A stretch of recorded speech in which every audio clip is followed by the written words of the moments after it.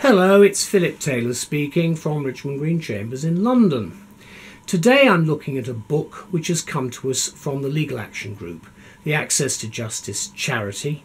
It's an important book, but every single book that LAG produce is important. This one I think is relevant in many ways because the National Health Service is celebrating its 70th birthday at the moment. We are also looking at the changes that are taking place both in local and national political matters about the issue of healthcare and the whole issues of care in the community. It's something that's getting much more attention than it ever did, and this particular book I think is extremely helpful. It's called Professional Discipline and Healthcare Regulators, a Legal Handbook. Now in a second edition. It's been written by John Whitfield, Queen's Counsel, and Gemma, Hobcraft. Elizabeth and I talked about this book, as we do with all of the LAG books, and we've come up with a headline for our review: Regulations and Regulators, an authoritative guide to preparation, practice and procedure.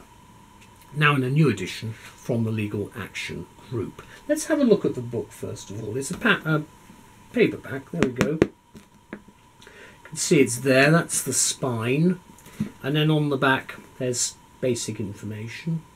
If we have a look in the back, you've got the standard, very much the house style of LAG. It's paragraph numbering for the index at the back, and it's a detailed index, and can I say I do appreciate that, because this is always when you're looking for information you do need to have quite a lot of assistance, because some of these books are not the easiest books in the world, and LAG make the subject so much easier than it otherwise would be. You can see the structure. It's got paragraph numbering down the sides, and of course you've got footnoting as well. If we go to the front of the book, it runs, by the way, to about 650 pages. There's the information there. I would like to just read this. The purpose of the Legal Action Group is to promote equal access to justice, this is written here, for all members of society who are socially, economically or otherwise disadvantaged. To this end, it seeks to improve law and practice, the administration of justice and legal services. That's what they do, and I'm very grateful that they do it. And I'm not the only one, because in fact the work they do is extremely helpful for all of us. Can I just say that whilst John Whitfield and Gemma Hobcraft are mentioned, there are other people who were involved in this book. I'll read their names: Althea Brown, Amanda Hart, Eloise Power, Louise Price, Nicole Ridgway, Sue Sleeman and Tom Stevens. Thank you to all of you for this legal handbook. There's the work, the detail about the book, and then there's a dedication, which I will just leave. I'll put it there so you can read it. You can see it's important because this book is dedicated to a particular person. And then you've got an index, a forward to the first edition from Mr. Justice Collins. That was actually in 2012 when he was in the administrative court. You've then got the introduction to the book, The Changing Face of Healthcare Regulation, and then the scope of the book, how to use it, and structure of the book, the two parts. Then you get the detail about the authors themselves. Very useful detail there because these people are specialists. Then you've got contents. The contents, there are 10 chapters in total, and it covers a whole range of the various organisations. Looks at the General Dental Council, Midwifery Council, General Medical Council, Optical Council, Pharmaceutical Council and so forth. Because we are in an era of regulation, and this book I think brings together and tries to give some perspective about where we are at the moment. The table of cases are very well set out again, quite a large number of them. Then you've got after that the table of statutes, and then of course you get the table of statutory instruments. Again, there's a lot of information. There's a lot of statutory instrumentation here. The SIs are very important. Then there's some international legislation as well. And then to go with that, there's tables of guidance. Again, we do have more of this, especially in this particular area where law is very important, but you've got the guidance materials all the way through, and the tables of guidance are very substantial, looking at the various councils that look at the regulation. Then you've got the abbreviations, and then after the abbreviations you've then got the structure, very much the house style of LAG. You've got the actual heading for the chapter, then you've got an index, which is the general index, then you've got key points which set out where you are. And as I've said, LAG give us one of the best services that we get, because this information is easy to read, it's easy to understand for people who are not lawyers, and that's the purpose of it. And then running through, you can see the paragraph numbering at the sides, and you've got the footnoting. As I say, it runs to 660 odd pages, but I've indicated with the Legal Action Group and with all these organisations, they do make our lives a great deal easier by producing this work. And this particular book, I think, is very relevant specifically to healthcare well, actually, it's Professional Discipline and Healthcare Regulators is the title, but it's about anybody involved in the healthcare activities that we have, how it's regulated and what happens when things go wrong, putting it in its crudest terms. So, as I've said, what do we say about the book? Well, we say this. Once again, LAG have actually continue to excel in producing legal texts that are accessible and readable, as well as thorough and authoritative. And this new second edition of Professional Discipline and Healthcare Regulators, a Legal Handbook, is one such example, and we welcome it. Because of the complexity and sensitivity of the subject matter, this is necessarily a reasonably weighty tome, but handy nonetheless in paperback form. It's affordable too, as are all LAG books. They're not expensive books, and they do actually, I think, give you very much the practice and the law in particular areas, especially in social welfare matters. It's therefore very useful for lay readers.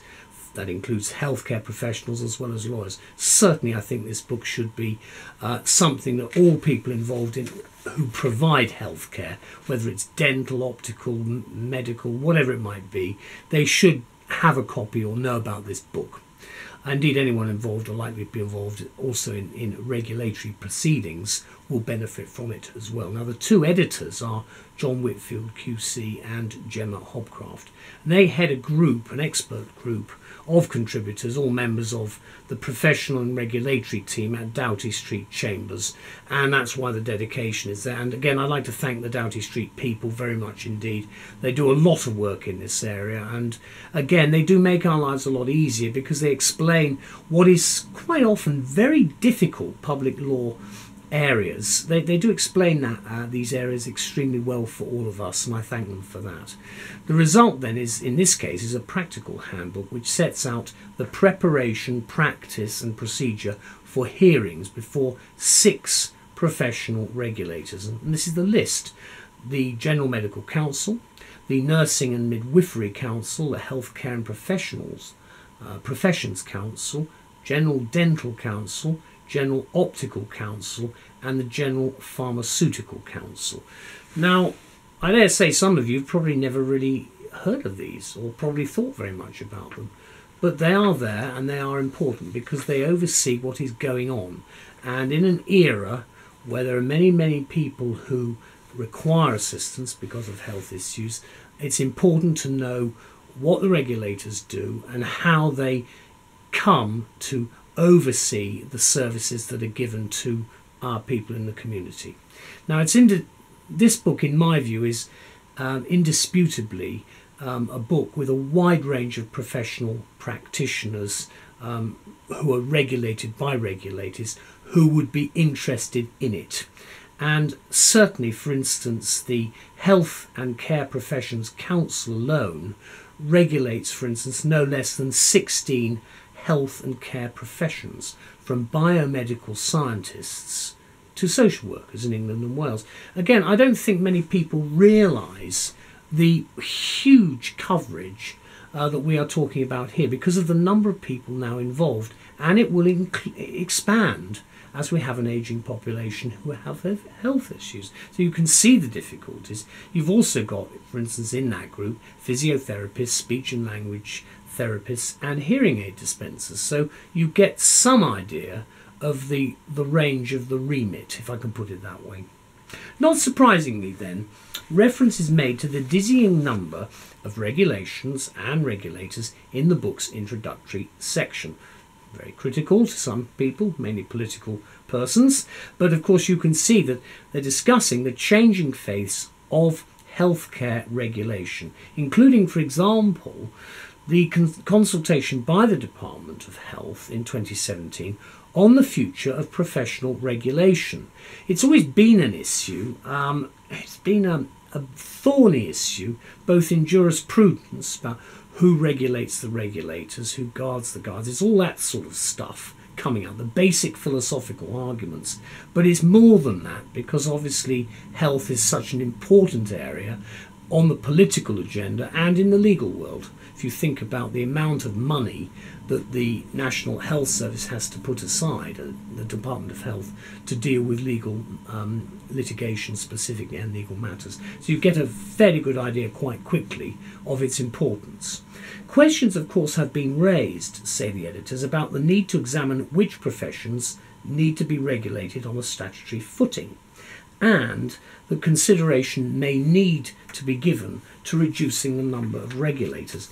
Now, I have to say that that is not just a matter for people in healthcare, it's actually the law and other areas too, because the issues that this raises is, in some areas you've got far too many people involved, when in fact the view is there should be one organisation that looks at regulation. The difficulty then is it's so complicated, and if you are actually dealing with a serious regulatory issue, you're going to need to have experts, and that's one of the reasons why the area has been split.